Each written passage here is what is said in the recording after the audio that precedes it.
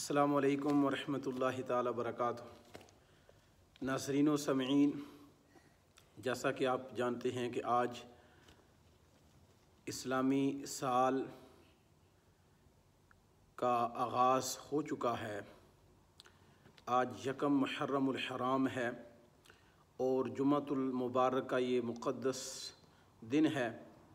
اللہ تعالی ہمیں اس نئے اسلامی سال کے اندر رحمتوں برکتوں سے مالا مال فرمائے اور ہر طرح کی آفات و بلیات سے اللہ تعالی ہم کو محفوظ و مامون فرمائے۔ آج یکم المحرم الحرام حضرت سیدنا عمر ابن خطاب رضی اللہ تعالی عنہ کی شہادت کا دن ہے۔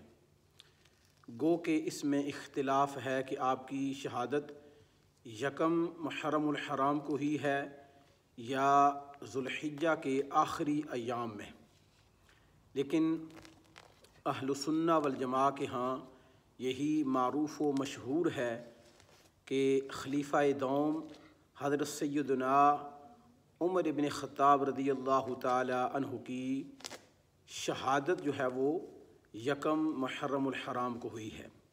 اس نسبت سے آج ہم آپ کے سامنے مناقب حضرت عمر بن خطاب رضی اللہ تعالیٰ عنہ مختصر وقت میں بیان کرنے کی کوشش کریں گے۔ حضرت عمر رضی اللہ تعالیٰ عنہ وہ عظیم ہستی ہیں کہ جو حضور سرور کائنات صلی اللہ علیہ وسلم کے داماد ہیں، جو خلیفہ دوم ہیں، جنہیں جنتی ہونے کی بشارت سرور کائنات صلی اللہ علیہ وسلم نے دنیا میں عطا فرمائی، اور جن کے بارے میں حضور سرور کائنات صلی اللہ علیہ وسلم یہ حدیث مختلف طرق سے اس کے روایات موجود ہیں۔ ایک حدیث میں حضرت ابن عمر رضی اللہ تعالیٰ عنہما فرماتے ہیں ان النبی صلی اللہ علیہ وسلم قال اللہم اید الدین بعمر بن الخطاب، یا اللہ عمر ابن خطاب کے ذریعے دین کو تقویت عطا فرما۔ اسی طرح کی دوسری حدیث جس کے راوی حضرت ابن عباس رضی اللہ تعالیٰ عنہما ہیں، وہ فرماتے ہیں قال نبی صلی اللہ علیہ وسلم اللہم اعز الاسلام بعمر، یا اللہ اسلام کو عمر کے سبب عزت عطا فرما۔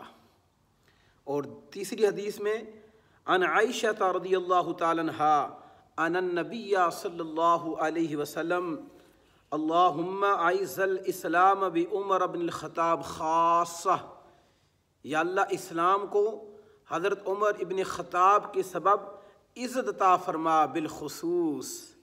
یہ وہ عمر ہیں کہ جن کے لیے حضور سرور کائنات صلی اللہ علیہ وسلم نے دعائیں مانگی ہیں۔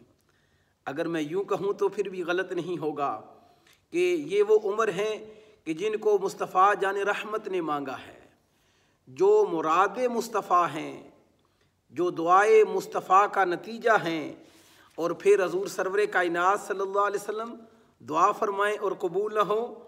ناظرین و سامعین غور کیجئے گا، جب حضرت عمر رضی اللہ تعالی عنہ نے اسلام قبول کیا تو پھر کیا ہوا؟ حضرت ابن عباس رضی اللہ تعالی عنہما فرماتے ہیں قال قال رسول اللہ صلی اللہ علیہ وسلم لما اسلم عمر اتانی جبریل فقال قد استبشر اہل السماء بالاسلام عمر۔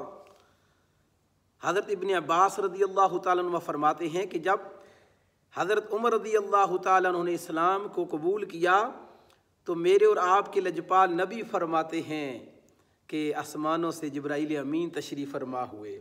وہ کہنے لگے یا رسول اللہ صلی اللہ علیہ وسلم، ہم آپ کو خوشخبری دینے کے لیے آئے ہیں کہ آج عمر کے اسلام قبول کرنے پر اہل السماء یعنی آسمان والے خوشیاں منا رہے ہیں، آسمان والے خوشیاں منا رہے ہیں۔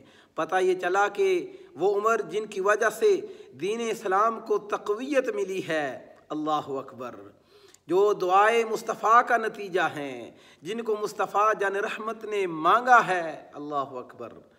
تو انہوں نے جب اسلام قبول کیا، نہ صرف اہل مکہ نے خوشیاں منائی، اہل مکہ ایک دوسرے کو مبارکباد دے رہے ہیں، زمین والے ایک دوسرے کو مبارکباد دے رہے ہیں، بلکہ آسمان والے بھی، فرشتے بھی، نوری مخلوق بھی ایک دوسرے کو حضرت عمر کے اسلام لانے پر وہ کیا کر رہے ہیں؟ مبارکباد دے رہے ہیں۔ ایک دوسری حدیث سماعت فرمائیں جس کے راوی حضرت عن عبی ابن قاب رضی اللہ تعالیٰ عنہ قال سمعت رسول اللہ صلی اللہ علیہ وسلم، انہوں نے حضور صلی اللہ علیہ وسلم سے سنا، یقول، میرے آقا نے فرمایا، کیا فرمایا؟ اول من یعانقہ الحق یوم القیام عمر، میرے اور آپ کے آقا صلی اللہ علیہ وسلم، یہ کون سی کتاب ہے میرے سامنے؟ یہ مستدرک للحاکم کی کتاب ہے، صحیح، جو جتنی بھی اس میں حدیثیں ہیں وہ صحیح ہیں۔ تو وہ فرما رہے ہیں کہ حضور صلی اللہ علیہ وسلم نے کیا ارشاد فرمایا کہ اول من یعانق الحق یوم القیام عمر، کہ حق قیامت والے دن جس سے سب سے پہلے مصافحہ کرے گا، معانقہ کرے گا، وہ کون ہوگا؟ حضرت عمر رضی اللہ تعالیٰ عنہ۔ وَأَوَّلُ مَن يُصَافِعُهُ الْحَقُّ يَوْمَ الْقِيَامَ عمر، یہ حق قیامت والے دن جس سے مصافحہ کرے گا وہ حضرت عمر فاروق رضی اللہ تعالیٰ عنہ کی ذات گرامی ہیں۔ پھر کیا فرمایا؟ وَأَوَّلُ مَن يُؤْخَذُ بِيَدِهِ فَيُنْطَلَقُ بِهِ إِلَى الْجَنَّةِ عمر بن الخطاب رضی اللہ تعالیٰ، یعنی قیامت والے دن حق کیا کرے گا کہ حضرت عمر کا ہاتھ پکڑ کر سب سے پہلے جنت میں لے کر جائے گا۔ جنت میں سب سے پہلے جو شخصیت جائیں گی وہ کون ہوگی؟ حضرت عمر رضی اللہ تعالیٰ عنہ۔ اس حوالے سے بہت حدیثیں ہیں۔ تو ناظرین و سامعین، یہ وہ ہستی ہیں کہ جن کی وجہ سے اللہ تعالیٰ نے اسلام کو عزت عطا فرمائی ہے۔ پھر میرے آقا صلی اللہ علیہ وسلم نے ارشاد فرمایا، قال سمعت رسول اللہ صلی اللہ علیہ وسلم لو کان بعدی نبی لکان عمر بن الخطاب۔ کتنا بڑا اعزاز ہے، کتنا بڑا اعزاز ہے۔ فرمایا کہ اگر میرے بعد کوئی نبی ہوتا تو عمر بن خطاب کی ذات اقدس ہیں، ذات والا شان ہے۔ اگر میرے بعد نبی ہونے کا کوئی چانس ہوتا، نبی ہونے کے بعد اگر کوئی امکان ہوتا تو کون سی ذات نبی ہوتی؟ حضرت عمر رضی اللہ تعالی عنہ۔ یعنی کہ یہ وہ ذات ہیں کہ جن کو حضور صلی اللہ علیہ وسلم نے بہت ساری بشارتیں عطا فرمائی ہیں۔ اور پھر جب انہوں نے اسلام قبول کیا تو حضور صلی اللہ علیہ وسلم نے کیا کیا؟ اللہم اخرج ما فی صدری من غل وابدلہ ایمانا یقول ذلک ثلاثا۔ حضور سرور کائنات صلی اللہ علیہ وسلم نے حضرت عمر رضی اللہ تعالیٰ عنہ کے سینے مبارک پر ہاتھ رکھا اور دعا کی، یا اللہ اس سینے میں جو بھی میل کچیل ہے اس کو دور فرما اور اس سینے کو نور ایمان سے تبدیل فرما، نور ایمان سے منور فرما۔ یہ وہ دعا ہے، یہ دعا ہے کہ جس نے حضرت عمر رضی اللہ تعالیٰ عنہ کے سینے مبارک کو نور ایمان سے روشن فرما دیا۔ ناظرین و سامعین، حضرت عمر رضی اللہ تعالیٰ عنہ بہت سارے فضائل ہیں، بہت سارے مناقب ہیں کہ جنہوں نے اسلام کو تقویت عطا فرمائی، جن کی وجہ سے اسلام مختلف ممالک کے اندر پھیلا اور اسلام کا ایک جو عظیم چہرہ تھا وہ روشن اور عیاں ہوا۔ تو انشاءاللہ ہم کوشش کریں گے کہ دوسری نشست میں حضرت عمر رضی اللہ تعالیٰ عنہ کے جو مناقب اور خصائص ہیں وہ آپ کے سامنے بیان کریں۔ اللہ تعالیٰ سے دعا ہے کہ اللہ تعالیٰ ہمیں قیامت والے دن ان نفوس قدسیہ کے طفیل ہماری بخشش فرمائے اور دنیا میں ہمیں ان نفوس قدسیہ کے نقش قدم پر چلنے کی توفیق عطا فرمائے۔ اپنی اولاد کو بھی یہ ضرور بتائیں کہ خلیفہ دوم حضرت عمر رضی اللہ تعالیٰ عنہ کے آج شہادت کا دن ہے۔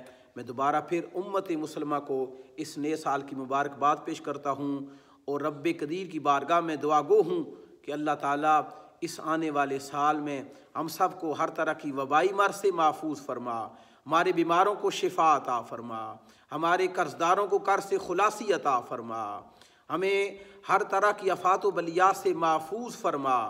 یا اللہ جو بے اولاد ہیں انہیں اولاد نورین عطا فرما۔ بالخصوص یا اللہ حضرت عمر رضی اللہ تعالیٰ عنہ کے نور ایمان سے ہمیں بھی حصہ عطا فرما، ہمارے ایمان کو تقویت عطا فرما۔ وآخر دعوانا ان الحمد للہ رب العالمین۔